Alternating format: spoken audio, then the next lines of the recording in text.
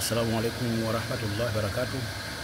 الحمد لله رب العالمين ولا عاقبة للمتقين ولا عدوان إلا على الظالمين. أما بعد, baada ya kumshukuru Mwenyezi Mungu Subhanahu wa Ta'ala na kumtakia ziada za rehma bwana mtume Muhammad sallallahu alaihi wasallam, ndugu zangu watazamaji wetu wa channel yetu hii ya Msimbo Online TV, siku ya leo wallahi lazimu tunawaletea adhkari tatu, adhkari ambazo sijapatapo kuona maajabu yake kama adhkari hizi.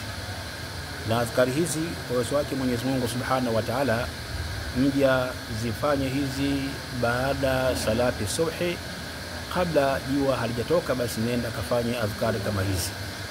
Hizi adhkari faida yake inakwenda kupasua yale magumu uliyokuwa nayo, mazito uliyokuwa nayo. Haijawahi kumwacha mtu salama adhkari hii kama mtu ataomba killahi na ataomba kiikhlasi. Kwa hiyo kwa faida yako tu inshallah, basi nitakwenda kukutajia na nitakupa utaratibu wa kuzifanya adhkari hizi baada ya kumaliza salati subhi, kwa sababu ndio muda wa baraka ambao hata mtume anasema yoyote anayetaka baraka basi na amke asubuhi. Ni ule muda ambao baada ya salati subhi na kabla kuchomoza jua, huu ndio muda au ni wakati wa baraka. Kwa hiyo adhkari hizi tatu utakwenda kuzifanya baada tu ya salati subhi. Nikuombe ndugu yangu katika imani, wewe ambaye una magumu, wewe ambaye una mazito, wewe ambaye una majanga ambayo kwamba yamekushika, unashindwa jinsi gani ya kuyatatua, basi hii ndio njia sahihi kabisa ya kwenda kuyatatua magumu na mazito uliyokuwa nayo. Ndugu zangu, lazima tufahamu kwamba dua na adhkari hizi ni silaha kubwa sana. Hizi ni silaha kubwa sana. Na unaweza ukaomba dua Mwenyezi Mungu akachelewa kukujibu, lakini kwenye adhkari Mwenyezi Mungu akakujibu haraka sana, kwa sababu ndani yake kwanza kuna sifa za Mwenyezi Mungu Subhanahu wa Ta'ala. Unakwenda kumbembeleza Mwenyezi Mungu Subhanahu wa Ta'ala, unakwenda kumshtakia Mwenyezi Mungu Subhanahu wa Ta'ala. Kwa hiyo Mungu anakuwa haraka sana kukujibu katika swala zima la adhkari. Kwa hiyo niwaombe ndugu zangu katika imani, tunapozileta adhkari kama hizi uzisifanyie maskhara, zichukue na nenda kazifanyie kazi, hasa uenda Mwenyezi Mungu Subhanahu wa Ta'ala akakufanyia sahali katika haja zako. Kwa hiyo leo nakupa hizi tatu, zishike zikamate, na insha Allah Mwenyezi Mungu Subhanahu wa Ta'ala atakufanyia wepesi katika yale ambayo kwamba wewe unahitaji. Tunamaliza mwezi mtukufu wa Ramadhani, tuko katika 10 la mwisho la mwezi mtukufu wa Ramadhani. Hebu nenda katumie katika masiku haya machache yaliyobakia kumwambia Mwenyezi Mungu haja zako, shida zako na yale magumu ambayo kwamba wewe uliokuwa nayo, basi nenda kamwambie Mwenyezi Mungu Subhanahu wa Ta'ala kwamba ya Rabbi na kadha na kadha na kadha. Kwa hiyo chukua peni na karatasi sasa, tena nikakutajie na uweze kuziandika, alafu nikuelekeze unafanya mara ngapi adhkari hizi. Ndugu zangu katika imani, dua ni silaha, dua ni kitu muhimu sana katika maisha yetu. Mwenyezi Mungu Subhanahu wa Ta'ala, katika vitu ambavyo yeye mwenyewe anavipenda, Mungu anapenda sana kuomba. Mwenyezi Mungu kama haumuombi anachukia, lakini binadamu ukimuomba anachukia. Yaani Mungu ukimuomba anafurahi, usipomuomba anachukia. Mwanadamu ukimuomba anachukia, usipomuomba anafurahi. Hii ndio sifa tofauti ya Mwenyezi Mungu na binadamu. Sasa inshallah nikakueleze hizi adhkari unasomaje na unafanyaje. Ngoja nikutajie kwanza uweze kuziandika, alafu nikuelekeze unazisoma adhkari hizi mara ngapi ili uende ukazifanyie kazi biidhnillahi Ta'ala kwa uwezo wake Mwenyezi Mungu Subhanahu wa Ta'ala. Tunaanza na ya mwanzo kabisa. Ya mwanzo ni katika hadithi ile ya Mtume Muhammad. Siku moja alimkuta mke wake na swali, kisha baada ya swala amekaa akawa analeta adhkari.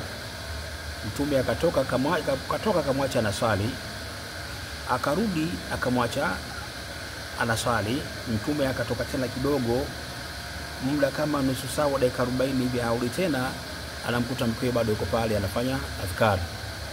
Mtume akamwambia mke wake, nataka nikufundishe adhkari au uradi ambao ukiufanya mara 3 basi unakuwa umefanya jambo kubwa sana kuliko muda mwingi ambao kwamba wewe umekaa hapa na kuleta uradi au kuleta hizi adhkari. Adhkari gani? Ndio hii. Mtume akamfundisha akamwambia aseme mara 3, na wewe inshallah ikamate hii na aseme mara 3.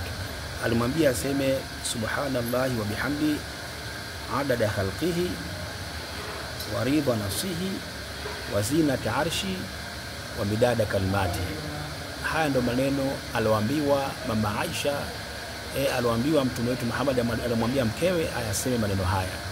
Narudia tena, alimwambia aseme subhanallahi wa bihamdi adada khalqihi wa ridha nafsihi wa zinata arshi wa midada kalimati. Ni maneno haya, na akaambiwa aseme mara 3, na wewe maneno haya yaseme mara 3 baada tu kumaliza salati subhi. Pale tayari umeleta nyiradi zako zingine zile. Baada hapo sema maneno haya mara 3.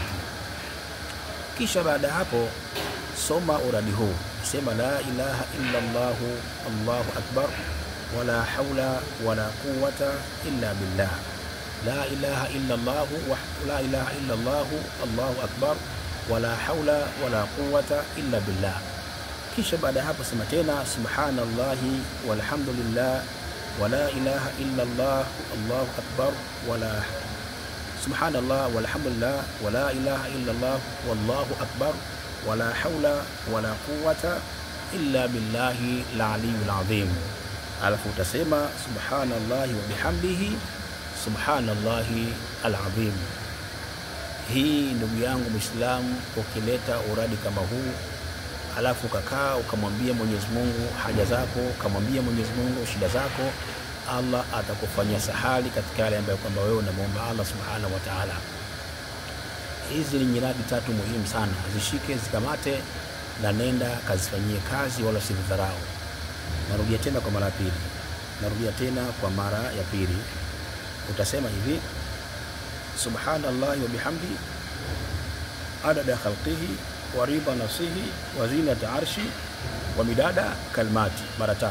Alafu utasema la ilaha illa Allah Allahu akbar wala hawla wala quwwata illa billah mara 3. Alafu utasema subhanallahi walhamdulillahi wala ilaha illa Allah wallahu akbar wala hawla wala quwwata illa billahi al-aliyyil azim mara 3.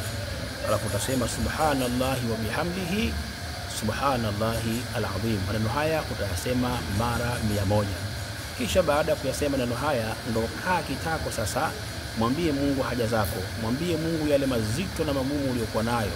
Wallahi lazima Mwenyezi Mungu atayatatua, atayaondosha kwa muda mfupi sana. Yakamate haya na nenda kayafanye kazi, alafu utakwenda kuona muujiza na maajabu ya maneno haya insha Allah. Baada ya kusema hayo, niseme tu kila ule ambaye kaangalia video hii na bado hajasubscribe, basi asubscribe ili mradi aweze kupata faida mbalimbali katika mada au darasa ambazo tunazileta katika vipindi vyetu hivi. Inshallah tukutane katika darasa lingine lijalo. Wabillahi tawfiq. Assalamu alaikum wa rahmatullahi wa barakatuh.